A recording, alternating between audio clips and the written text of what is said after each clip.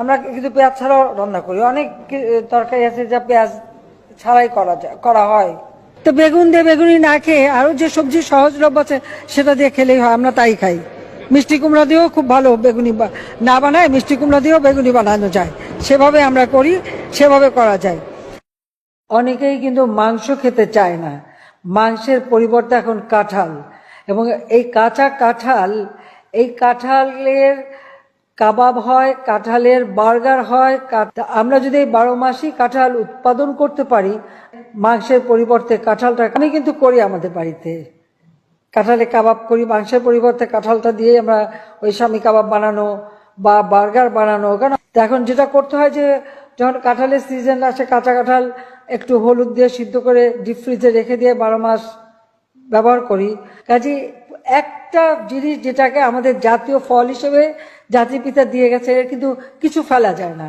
বর্ষাকালে খুব স্বাভাবিক, বর্ষাকালে তো আর কাঁচা মরিচের খেতে কিন্তু কেউ মরিচ তুলতে যেতে পারে না। সবাইকে আহ্বান করবো এখন থেকে কাঁচা মরিচ কিনে রোদে শুকায় রেখে দেন, বর্ষাকালে যখন দাম বাড়বে ওটা কিছু একটু পানিতে রাখলে কিন্তু আবার তাজা হয়ে যায়, আবার রান্না করে খাওয়া যায়।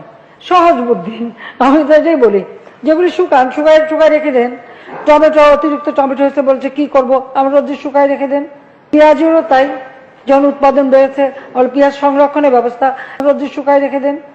ঠিক আছে, এরপরে যখন ডিম বেশি পাবেন সিদ্ধ করে ফ্রিজে রেখে দেবেন, বহুদিন থাকবে, সহসা নষ্ট হবে না। সবকিছু বিকল্প ব্যবস্থা আছে। ডিম সিদ্ধ করে আপনি যদি জিপলকে করে ডিপেও রেখে দেন, ডিম ভালো থাকে অনেকদিন। রান্না করার সময় আরামে রান্না করে খাওয়া যায়, ভর্তা করেও খাওয়া যায়। আমরা রাখি, খাই দেখে বলি আর কি। এগুলো তো নিজের থেকে শেখা। আর পেঁয়াজ তো আছে, এখন তো পেঁয়াজের শুকনা পেঁয়াজ এসে যাবে বাজারে, সেটার ব্যবস্থা করা হচ্ছে।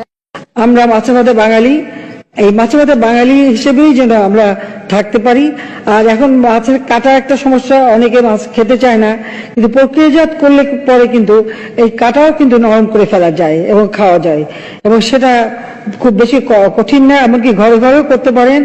আপনারা যদি প্রেসার কুকারে মাছ 1 ঘন্টা 10 মিনিট সিদ্ধ করেন, মাছের কিন্তু কাটা নরম হয়ে যায়, মাছের মতনই থাকবে কিন্তু কাটা নরম হয়ে যাবে, এবং আপনারা সেটা বাচ্চাদেরও খাওয়াতে পারবেন, এতে কোনো অসুবিধা হয় না।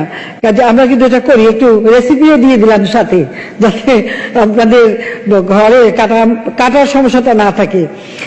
বিশেষ করে ইলিশ মাছ একটু বেশি সময় লাগে, সমুদ্রের মাছ, আর অন্য মাছ আরো কম সময় হয়ে যায়। বড়ই দিয়ে ইফতার করেন না কেন? আঙ্গুর লাগবে কেন? আপেল লাগবে কেন? আর কিছু নাই আমাদের দেশে? বড়ই দিয়ে ইফতার করেন না কেন? আঙ্গুর লাগবে কেন? আপেল লাগবে কেন? আর কিছু নাই আমাদের